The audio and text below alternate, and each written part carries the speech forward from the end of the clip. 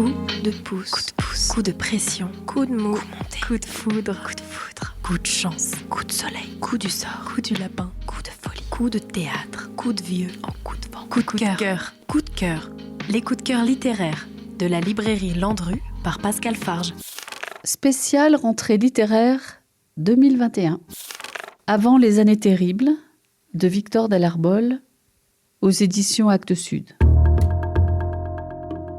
Découvrir le nouveau Delarbol est toujours fascinant. On est impatient, on se demande où nous emmènera-t-il cette fois. Il ne déroge pas à la règle. Cette fois, nous sommes en Ouganda. Ce roman ténébreux nous renseigne sur les enfants soldats. C'est un aller-retour entre le passé et le présent. Isaïe, réparateur de vélos à Barcelone, répond à une invitation pour intervenir sur le thème de la réconciliation. Isaïe était un de ces enfants soldats.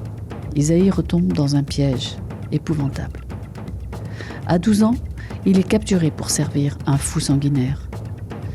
Enfin installé, tranquille, heureux, il va se retrouver contre son gré dans les mailles des règlements de compte. Noir, très noir, mais formidable roman.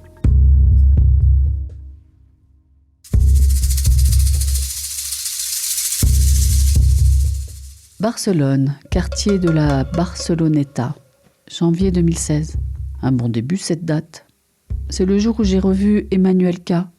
J'attendais et redoutais ce moment depuis des années. Il y a eu des époques où le passé était une présence lourde et d'autres où son souffle était à peine perceptible, mais il a toujours été là, à l'affût. J'étais bien obligée de me concentrer sur le travail, sur ma vie, amalgame de petits détails du présent et de rêves timides de l'avenir. Ce jour-là, la matinée était pluvieuse et je réparais un vieux vélo, Performance 300, qui appartenait à un client des plus nostalgiques.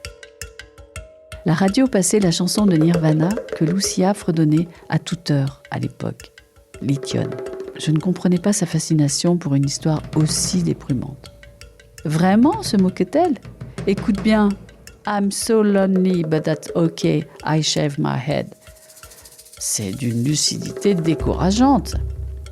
J'écoutais avec toute ma bonne volonté, mais je restais insensible à cette révélation.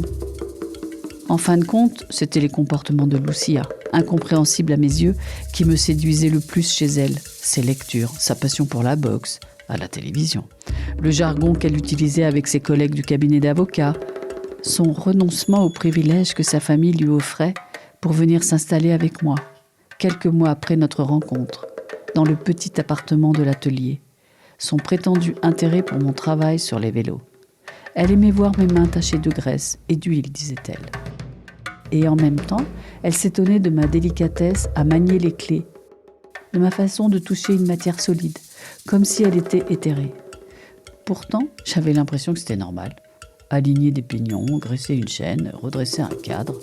Le son de chaque engrenage bien en place me transmettait une sorte de paix, d'harmonie, d'équilibre, et me donnait l'illusion d'un destin sans surprise. Coup de cœur. Avant les années terribles de Victor Delarbol aux éditions Actes Sud. C'était le coup de cœur de Pascal de la librairie Landru à Chamonix.